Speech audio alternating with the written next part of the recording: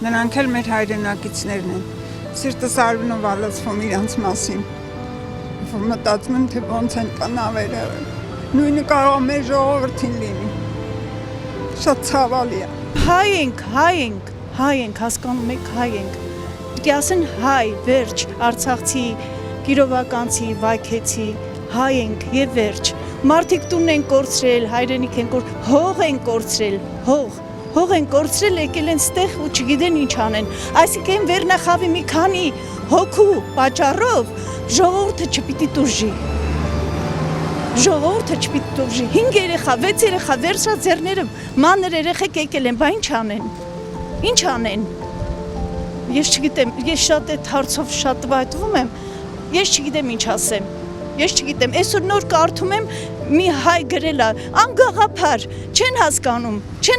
այնքան որ դարձել են սա Facebook-ցի,